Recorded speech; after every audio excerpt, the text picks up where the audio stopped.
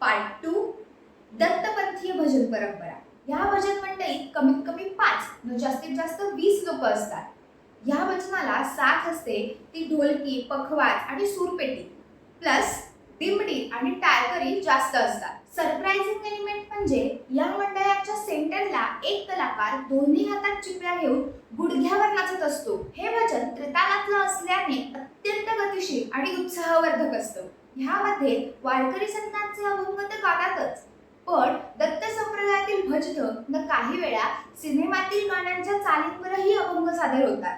उदाहरणार्थ ब्रह्मा विष्णू आणि महेश्वर सामोरी बसले मलाही दत्त गुरु दिसले। एवढेच नव्हे तर ह्या भजनांमध्ये गवळणी सुद्धा गायल्या जातात।